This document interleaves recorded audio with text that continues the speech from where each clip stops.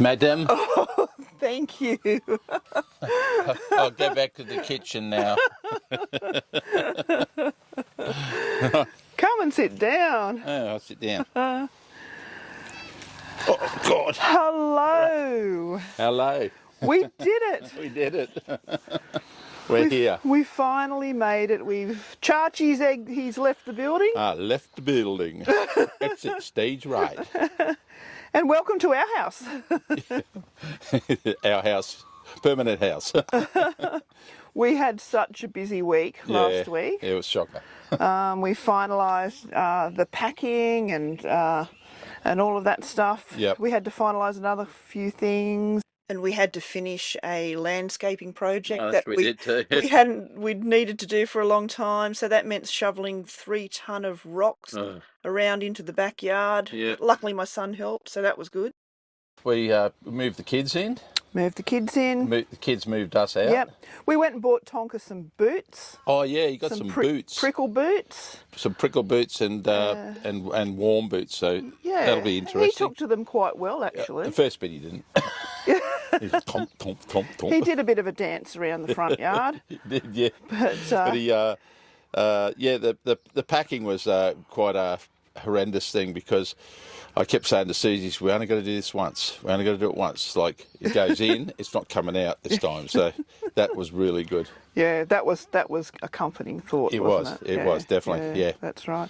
And we had it wasn't without its dramas. We had a few hiccups, didn't we? God. Well, they come in threes, and we got 3. We did get 3. Yeah. So the first one was the actual Fiat. We had the Fiat back for about 2 weeks, but we hadn't gone anywhere, so we were just sitting there. So I thought I'd just have a look under the bonnet, and as I do, I looked under the bonnet, and the water coolant bottle was empty, like completely empty. And so I rang Fiat and the lovely Fiera very quickly. Fiera, yeah. Again, they were booked out for like 2 weeks, 3 weeks, as they normally are. She said, give us 5 minutes. So gave her 5 minutes. She rang back, and the first thing she asked me to do is said, just have a look at the radiator cap, take the radiator cap off, and see if there's water in the radiator, because they did the work on it. If you'd see one of our previous episodes, you'll see the work on the radiator and the air conditioning condenser. Anyway, cut a long story short, I said, Susie, come over here. I'm male. I can't find the radiator cap. So Vera said, oh, hang on, I'll get the book out. So she got the book out. She went out the back and she said, no, don't do that. There's no radiator cap. So I went, oh, good. I couldn't find a radiator cap either. So that was with a woman looking. I thought, oh, well, us males, you know what we're like. We just get it. Yeah. So anyway, so she said, look, put some water into it just halfway up and bring it in. And she said, bring it in today. So we got it over there. We hightailed over there, gave it to them. The next day they pressure tested it, checked it for leaks, the whole lot. There was no leaks. Pressure testing on for 2 hours, no problem. Test drove it, no problems. So what it came down as the specialist said that there was an airlock in the when they put the fluid in that goes in. There's an airlock, and basically it took it all into the radiator. I was checking the radiator all the way home first, and it didn't overheat or anything, so all good. And apparently they don't have that much fluid in there anyway. So we went and picked it up the next day, brought it home, and had a look at the bottle again, and it was down a bit, and I went, oh no. So anyway, rang Vera again. It was right on minimum. Oh, that's right. It was on minimum, yeah. So it had gone down. So I didn't actually ring Vera this time. I was coming home from work, so I popped in because it's on the way home. And as I walked in, she had this like shock, horror, white look on her face and said, "You're not here with the motorhome again, are you?" And I said, "No, it's at home, but I wanted to tell you what happened." So she got straight out the back, and I ended up picking up some parafuel, which is the parafluid, which is actually the radiator stuff. They had litre bottles there, so I got one anyway, went home.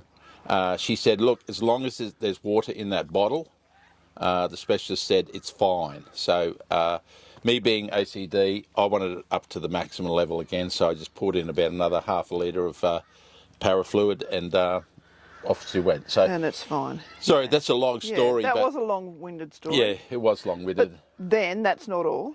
The next day, driving from work. Last day at work, because at the moment I'm using the Jimny. Well, we sold the other car. I'm using the Jimny for the last couple of days of work. Had to see a client down at Yatala, which is down the road from us, and I'm coming home after that meeting, and truck goes by, bang, chip in the windscreen, straight up. I think, oh, this is crazy. So straight back, rang RACQ, who we're insured with.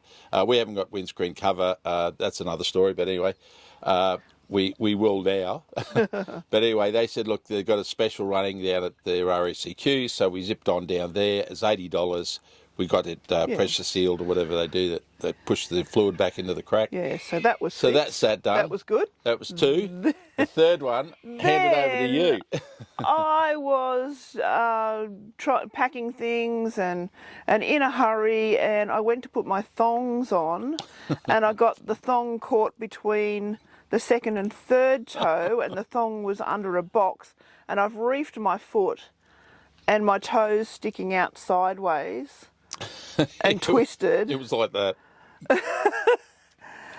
I thought, oh no, I've broken my toe or dislocated it. So that was a trip to the next day. I left it for a day. And it went black. Trip to the doctors. It was bruised, yucky. Ended up having an X-ray, and it's not broken, thank goodness. It's still very bruised and sore, and I still can't bend it. And it's still off at an odd angle, but That's we ran out of time. We ran out of time, and it was either that or they said to put it in a moon boot. Yeah, and I can't navigate my way around a motorhome in a moon boot. No, well, you could, but you'd probably end up falling over and breaking your neck. Then. I'd end up breaking the other foot. Yeah, so anyway, came in threes. But we got here. We got here, yeah. Yeah. So we hit the road. Yep. And we left with the motorhome for the first time, or for the last time, out the driveway. Yep. And then we had to drive it down. Where we hooked the Jimny up is just around at a level part of the street. So drove off down there and hooked up the Jimny and off we went up the road. Yeah, it's a bit emotional for Suze because it was. She living in that house for over 20 years, and the kids are moving in. 28 years. Yeah, so a little bit emotional and all that, but she'll get there. She'll get there. And then but the motorhome went well. It went really well. Yeah, we where we are now. Should we say where we are? Leyburn. Yeah. We're at Leyburn. Okay. Yeah. But Leyburn's on the other side of Toowoomba, about 40 k's past Toowoomba. So. We had the Jimny on the back, all our stuff on, full water, full fuel, up the Toowoomba range. Didn't miss a beat. Beautiful. It pulled like a big horse. It was going well, and can't fault it. It was nice, smooth riding. The drive out was really lovely. Lots of nice scenery. I even got to tell you my joke. I made up a joke. Going back about a month ago, and I've been waiting for us to be on the road so that I could tell Chachi my joke. I'm going to play it here and see if anyone else. You didn't understand it for a while. No, I didn't. It took me a little bit. Yeah. So don't lose your day job. Yeah. Oh, you so here it is. Hey Chachi. Yeah. I've got a joke. Yeah. And it's my very own piece of work. I made it up. You made it up? Yeah, so it's an original. Original comedian? Yeah. Okay. Okay, so you ready? Yep. What do you call an onion that can use a computer? An onion that can use a computer? Yep. I would not have had any idea. A data leak. A what? Data leak. Data leak. Data leak. Ah. Get it? Leak. Get it? Leak. I got it. My God. I cracked myself up. Well, I thought it was funny. See, put it in the comments if you understand it, because it took me a little while to get it. Do you like my fruit and veggie jokes? I don't mind. Yeah, well, and some people have been asking why the fruit and veggie jokes. Well, I was in fruit and veggie all my life, so selling it, eating it, yeah, loving it, and everything else. Yeah. So that's why. Yeah. But anyway, so here we are, at as Leyburn. you mentioned. Yeah, At Leyburn. Leyburn. And we won't give you a big rundown, but it's a massive big free camp. Yeah, Beautiful area. We'll show you a little bit more in the next coming episode. Yeah, we'll show a little bit more. But where we are, it's just 3 days free camping. Yep. And we'll show a bit more in the next episode. So, getting on to why did we come here? Well, we were heading out to Dalby. Yep, heading out that way. Yep. About that, but then we got a message from one of our viewers, Andrew and Beverly. Yep. And they sent us these lovely photos of Leyburn, and we thought, wow, this is pretty cool. So we thought we'll change our plans and we'd come here and just see what it's like. And so thank you so much, Andrew and Beverly, for sending that to us. Yes. Because that just embodies everything that we are trying to achieve with our channel. Yeah. Viewers send us the comments. Yeah. And if you've got somewhere, let us know. Because every time you send us a comment on any suggestions, Suze writes them down in a massive big book. Yep. And we then try to tie it all in. We try and follow it through. Well, we're going to try and tie it in with our travels. And we like the idea that this is like a community. The motorhome community has been so generous and forthcoming with all of their suggestions and comments and that sort of thing. So and for us to be able to achieve this like free donation type camp. Yeah. The majority of the places that we're going to stay, and motorhome friendly. Yeah. Is what we're looking for, and you can tell that them was about great. And the drive-in, I've got some footage of that. It was as Andrew and Beverly said. Yep. It's pretty much straight off the bitumen, and onto a lovely flat area. Yep. Yeah. So we'll go into that in more detail in the next episode. Yeah. In the next episode, but Scrounger, That's exactly right. And we were a bit concerned when we put out our episode last week about that whole hierarchy of campsites and the travel budget and that sort of thing. But we've had some really good positive feedback from people telling us about, the budget sounds like it's on track. Yep. But more importantly was that free camps thing. Yeah. And Scrounger's workshop, Stuart and Leanne. Yeah. This is just blew our mind, so we thought we should mention it. Yeah.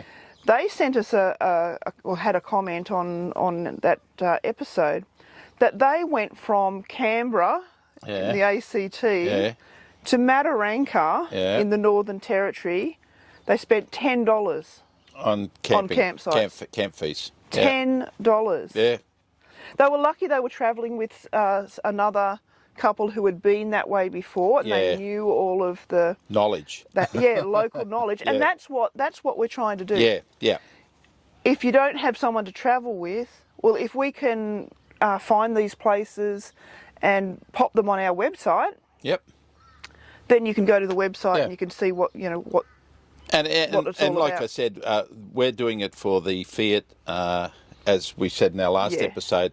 That is low, so where we're going to do is the reconnaissance with the Jimny. If we're a little bit sus, we're not going to just drive in there and say, yes, everything's roses, but we'll do it with the Jimny. And if we get in there and the Jimny can do it and it's nice and flat and there's no problems, then we'll do that. Then we'll do the episode on it.